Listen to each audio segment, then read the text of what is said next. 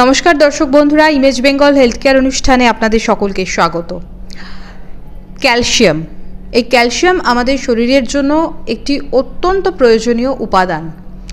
এই ক্যালসিয়ামের অভাবের ফলে নানা ধরনের সমস্যা হতে পারে। শুধু যে হাড়ের সমস্যা নয়, তার পাশাপাশি আরও অন্যান্য যে সমস্ত সমস্যাগুলো হয় সেগুলো কিন্তু আমাদের জানা দরকার। তার পাশাপাশি এই ক্যালসিয়ামের অভাব যদি হয় তাহলে আমরা কোন কোন লক্ষণে বুঝব, কী কী কারণে হতে পারে আমাদের ক্যালসিয়ামের অভাব, এবং এই ক্যালসিয়ামের অভাব পূরণ করতে আমরা কি কি খাবার খাবো সেটাও কিন্তু জানা অত্যন্ত জরুরি। এই সমস্ত বিষয় নিয়ে কথা বলতে আজকে আমি এসে উপস্থিত হয়েছি অ্যাপোলো মাল্টি স্পেশালিটি হসপিটালে, এবং আমরা আমাদের মধ্যে পেয়েছি doctor of internal medicine professor Biswarup মুখার্জিকে। স্যার নমস্কার। প্রথমেই আপনাকে ইমেজ বেঙ্গল হেলথ কেয়ারে স্বাগত। নমস্কার। ক্যালসিয়াম তো আমাদের ভীষণ দরকার শরীরের জন্য, তো একটু আপনার কাছ থেকে শুনবো। আমরা জানি যে আমরা দাঁড়িয়ে থাকি, আমাদের হাড় ভালো রাখা খুব দরকার। হাড়ের পাশাপাশি আর কোন কোন কারণে আমাদের ক্যালসিয়ামের গুরুত্বটা এতটা বেশি? ক্যালসিয়াম এক ধরনের মিনারেল, যেটা আমাদের শরীরে খুব অল্প অ্যামাউন্টে লাগে compare to carbohydrates or protein or fat. Mineral খুব অল্প লাগে।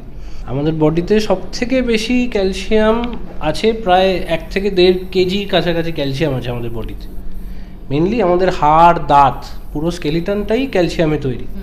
তো ওই জন্যে ক্যালসিয়াম জিনিসটা যতটা সম্ভব আমাদের রিপ্লেসমেন্ট বা লেভেল ঠিকঠাক রাখাটা ইম্পর্টেন্ট। আনফর্চুনেটলি কি হয়, ক্যালসিয়ামের যে অভাবগুলো সেইগুলো সাধারণ ব্লাড টেস্টে আমরা যে ব্লাডে ক্যালসিয়ামের লেভেল মাপি সেতে অত ভালো বোঝা যায় না। ক্যালসিয়াম তার ব্লাড লেভেলে হয়তো নর্মাল থাকে, কিন্তু তার ভিতরে ভিতরে হাড়ের ক্ষয় হতে থাকে। কারণ বডির ব্লাড লেভেলের ক্যালসিয়াম মেনটেন করে হচ্ছে হাড় থেকে শুষে নিয়ে।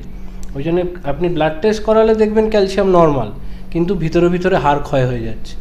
এই যে হাড় ক্ষয়, এটাও আনফর্চুনেটলি কোনো প্রিলিমিনারি সেরকম সিমটম থাকে না, যেটাকে আমরা বলি অস্টিওপিনিয়া বা অস্টিওপোরোসিস।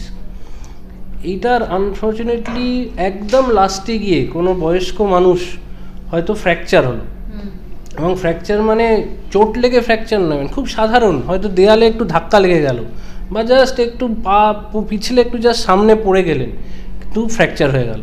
এটাকে বলা হয় বেসিক্যালি প্যাথোলজিক্যাল ফ্র্যাকচার।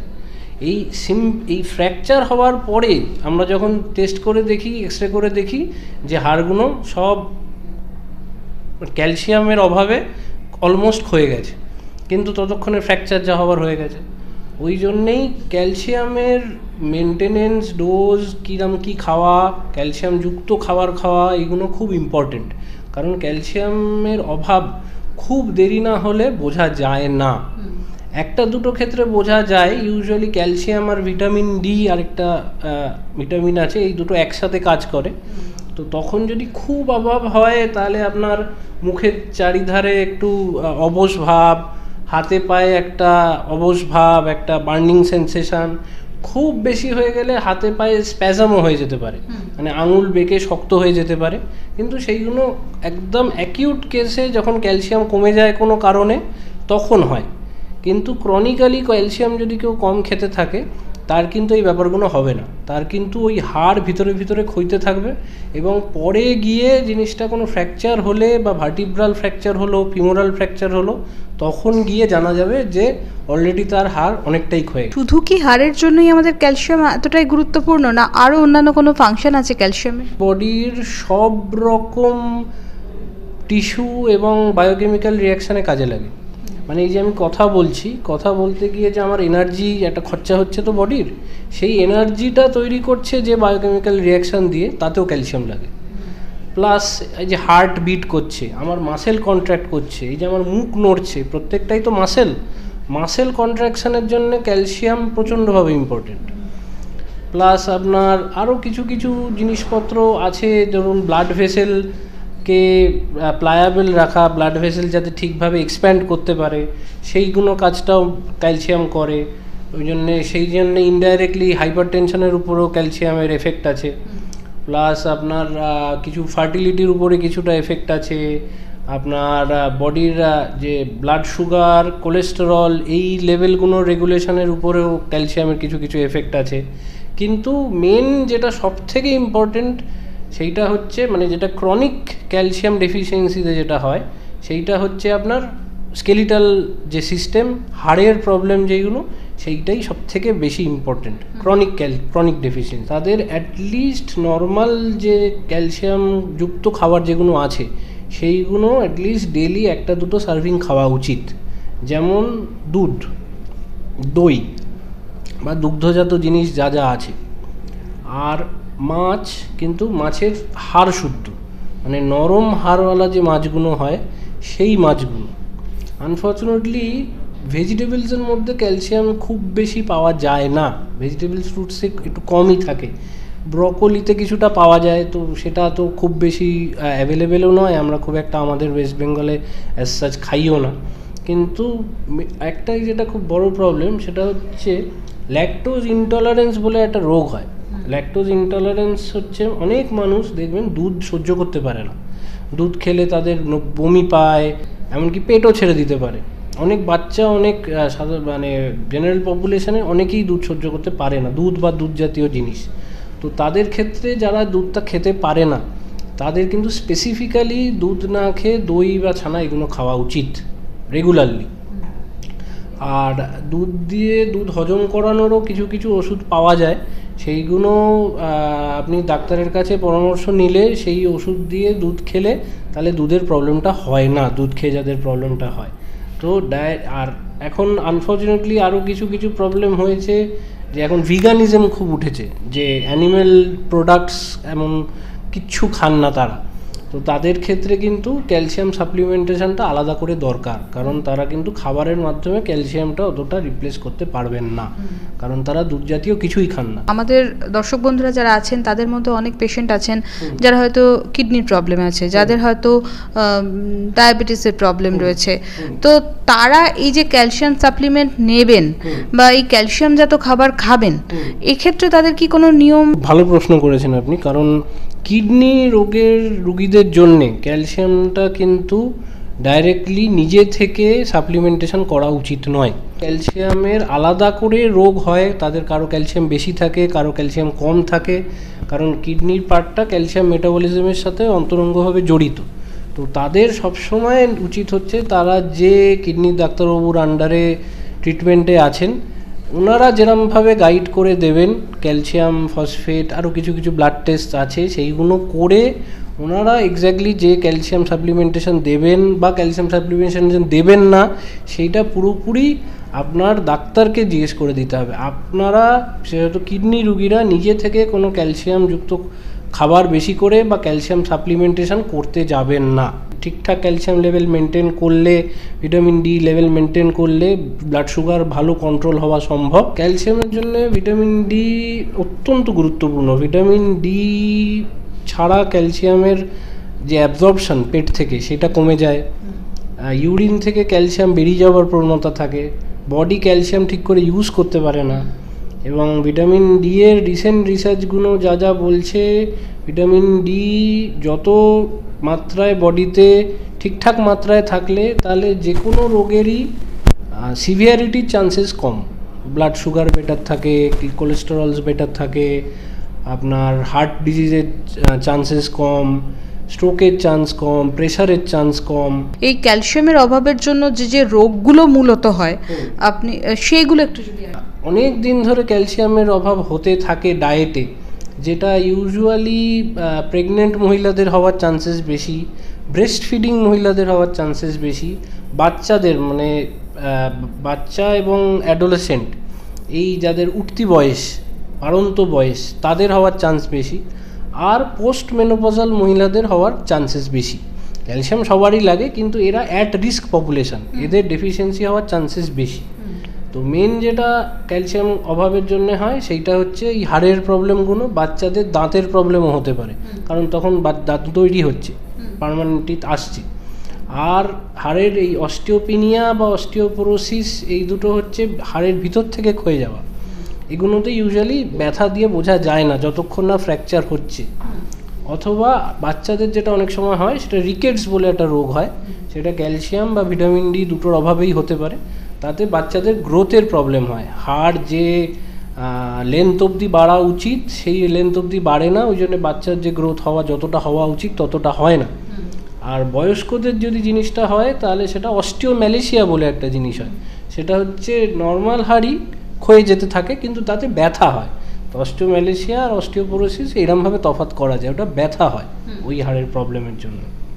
প্লাস আরও যেটা বললাম, যেহেতু ক্যালসিয়াম হচ্ছে আমাদের ব্লাড ভেসেলের যে মাসেল প্লাস স্কেলিটাল মাসেল, এর কন্ট্রাকশানে রিল্যাক্সেশনে হেল্প করে, সেই জন্যে মাসেলের প্রবলেম হতে পারে, মাসেল উইকনেস হতে পারে, প্রেশার বেশি হতে পারে, আর নার্ভ কন্ডাকশানের উপরেও ক্যালসিয়ামের এফেক্ট আছে। ওই জন্যে নিউরোলজিক্যাল প্রবলেমস, নার্ভের প্রবলেমস, ঝিনঝিনে ব্যথা, এই ব্যাপারগুলো হতে পারে। প্লাস সুগারের মেটাবলিজম প্লাস কোলেস্টেরল মেটাবলিজম এরও এফেক্ট আছে, তার জন্যে আপনার বডিতে কোলেস্টেরল বাড়তে পারে, সুগার আসতে পারে, সুগারের লেভেল বেড়ে যেতে পারে। তো এইগুলোই মোটামুটি ক্যালসিয়ামের এফেক্ট। স্যার, তাহলে আমরা একটু নির্ধারণ অর্থাৎ বোঝার উপায় নিয়ে আসি। আপনারা যখন বোঝেন বা আন্দাজ করেন যে ক্যালসিয়ামের অভাব হচ্ছে বা হতে পারে, কি পরীক্ষার মাধ্যমে নিশ্চিত হয়? দেখুন, ওই যেটা একটা বললাম আপনাকে, ক্যালসিয়ামের একটাই প্রবলেম হচ্ছে যদি কোনো কারণে, কোনো রোগজনিত কারণে, বডির কিছু কিছু রোগ আছে, যেমন ধরুন প্যারাথরমোন বলে একটা হরমোন থাকে বডি, যারা বডির ক্যালসিয়াম লেভেল রেগুলেট করে, তো সেই হরমোন বেশি কমের জন্যে ক্যালসিয়াম কম বেশি হতে পারে। তার জন্যে ইউজুয়ালি ওই যেটা অ্যাকিউট যে সিমটমস যেগুলো হয় ক্যালসিয়ামের, এই যে মুখের চারিধারে টিংলিং হওয়া, অবশ হয়ে যাওয়া, আঙুলে অবশ হয়ে যাওয়া, আঙুলে স্প্যাজাম হওয়া, এই জিনিসগুলো অ্যাকিউটলি হলে তখন আমরা ক্যালসিয়ামের টেস্ট করাই, ব্লাড টেস্ট।